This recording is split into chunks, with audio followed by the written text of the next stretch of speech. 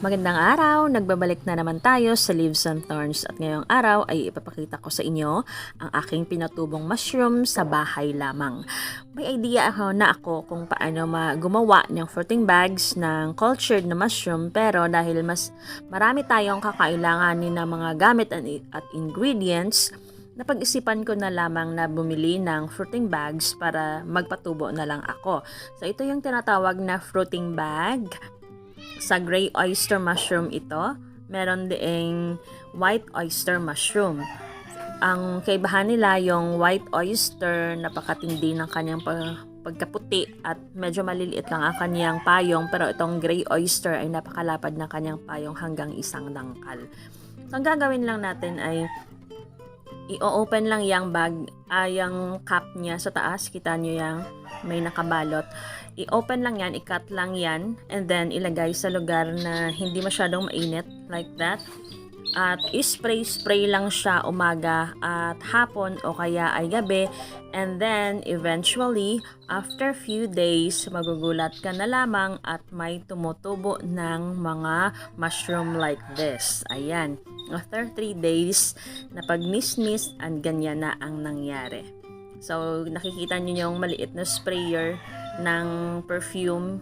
Ano lang yan, nilinis lang siya ng mabuti. Tapos yan ang ginagamit namin na pang spray-spray. Pag may lumalabas na ganyan, sa amin yan tinatawag na sukol. So, yung puno niya, i-mist lang para mas madaling lumaki ang ating mushroom.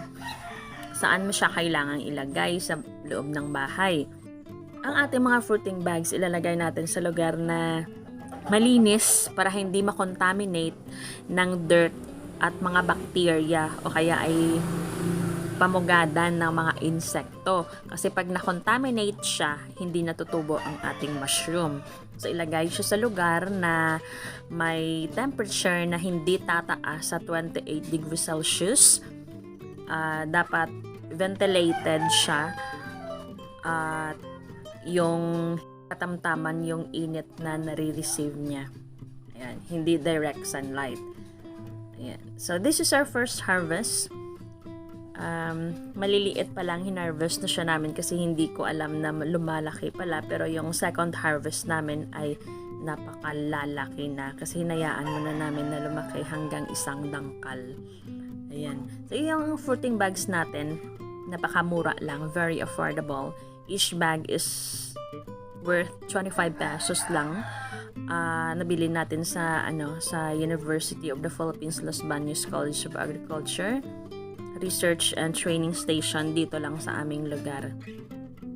And at sa 25 pesos worth na fruiting bag na ito ay marami na tayong makukuha na bunga ng ating mushroom. Maraming uri ng mushroom, no?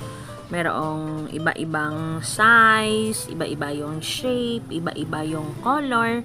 At ingat tayo kasi marami ding mga mushroom na toxic o lason. Pero itong mga mushroom na hindi toxic ay napaka-healthy nito at napakasarap din. Ano ngayon yung makukuha natin na mga benefits sa pagkain ng mushroom? So, ito ay fat-free. No? Maganda ito kasi fat-free siya. Very low yung sodium. Tapos, very low din yung calorie at cholesterol-free din. Marami itong fiber, may vitamins at mga minerals. So, ang nutritional benefits na makukuha natin sa mga mushroom ay nakadepende din sa klase ng mushroom. But overall, they are good source ng mga sumusunod na nutrients ayon sa healthline.com. Unang-una, ito ay mayroong mga antioxidants. So, as you all know, yung antioxidants ay tumutulong sa ating katawan against sa mga damaging na free radicals na nagkukos ng heart disease at cancer. Ito din ay nagpro-protect sa atin against sa premature aging at nagbo-boost ng ating immune system. Ang mga mushroom ay very rich sa antioxidant na tinatawag na selenium. Next, ito ay may beta-glucan. Ang beta-glucan ay form ng soluble dietary fiber na nililink para mapa-improve ang cholesterol at ma-boost yung heart health. Ito din ay tumutulong sa ating katawan para ma-regulate ang blood sugar para ma-reduce ang pagkakaroon ng type 2 na diabetes. Ang oyster mushroom at shiitake mushrooms ay pinaniniwalaan na may pinaka-epektibong beta-glucans. Number 3, ito ay sagana sa B vitamins gaya ng riboflavin, niacin at pantothenic acid. Ang combination nito ay tumutulong para ma-protect ang ating heart health. Ang riboflavin ay maganda para sa ating red blood cells. Ang niacin naman ay tumutulong sa ating digestive system at para ma-maintain ang ating healthy skin. Ang pantothenic acid naman ay maganda sa ating nervous system at tumutulong para mag-produce ng mga hormones na kakailanganin ng ating katawan. Number 4, ito din ay mayroong copper na tumutulong sa ating katawan para gumawa ng red blood cells at ito ay nagdi-deliver ng oxygen sa ating buong katawan. Ang mineral nito ay importante din sa iba pang mga processes sa ating katawan, halimbawa sa pag-maintain ng healthy na bones at mga nerves. Ang mushrooms, kahit na luto na ang 1 cup na serving nito, ay makaprovide ng about 1/3 na daily recommended amount ng copper sa ating katawan. Lastly, ito din ay mayaman sa potassium. Ang potassium ay kakailanganin o napaka-importante sa ating katawan when it comes to heart, muscles, at nerve function. Ang 2/3 cup ng luto na mushroom ay mayroong potassium na katumbas ng isang medium size na saging.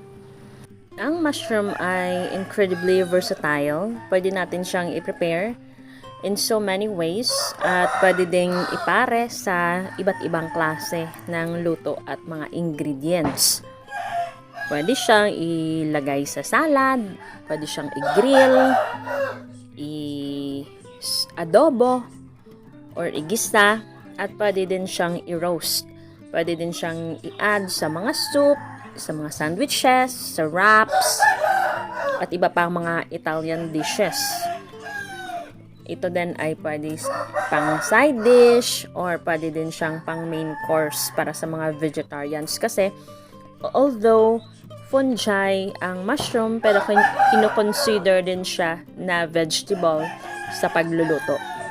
Nilalagay din siya sa mga burgers or steaks dahil sa meaty na texture nito. Pwede tayong mag-grow ng mushroom na pakonti-konti lang. Halimbawa, kung gusto mo lang na magluto na para sa inyong pamamahay, pwede ka lang mag-grow ng ilang bags. So sa akin, 8 bags lang ito. At more than a month na ay sige pa din ako sa harvest. Although sa ngayon, medyo konti na lang yung tubo niya. Pero sige-sige pa din na hanggang ngayon nag-harvest pa din ako. More than a month na siya. Pero kung gusto mo siyang i-business, pwede din. Kasi pwede kang magbenta ng kanyang fruit. At pwede din na magbenta ka ng luto na. Like for example, sa crackers, pwede siyang gawing crackers, no? Kaya pwede mo ding ibenta yung finished na product niya. In fact, marami ng mga farmers na nag-turn into mushroom production as their source of income or as their additional source of income. And it turned out na maganda ang kanilang profit dito. Pwede ding maging libangan lang ang pag-grow ng mushroom kasi ang sarap ng feeling no, na inaabangan mo yung pagtubo, yung paglaki, yung pag-harvest everyday. Na-excite ka tingnan kung ano na yung progress, kung ano na yung nangyayari sa iyong mushroom. So kami, bumili kami not only for consumption, kundi yung panglibangan na din. Kasi hindi ako yung mismo yung bumili nito or ang may kagustuhan na bumili nito, kundi yung anak ko na babae. Gustong-gusto niyang bumili kasi mahilig yon. So, napakaganda ng pakiramdam. Very satisfying, exciting. Ang sarap mag-harvest, no? And excited ka din kung ano na naman yung luto na gagawin mo. So, unang-una naggisa kami ng konti lang yung unang harvest. Tapos, yung pangalawang harvest, yung iba, gisa din or ginadobo. Tapos, yung iba nilagay sa miswa na may patola. Ayan, pwede din yun. Pwede din siyang i-crackers, no? Sa ngayon, plan namin na bumili ng mas maraming fruiting bags para mas marami yung aming ma-harvest na fruits. Kasi balak namin na ibenta yung hilaw, yung raw na mushroom, at balak din namin na gumawa ng crackers para ibenta din sa school. Ayan yung una naming luto, ginisang mushroom. Ang maganda sa mushroom kasi very tasty siya. Hindi na kailangan ng maraming food enhancers. Konting asin lang, black pepper, okay na siya. Ayan po yung mga benefits na makukuha natin sa mushroom. Pati na yung ibang trivia tungkol sa mushroom, specifically sa gray oyster mushroom. Thank you so much. See you again next time.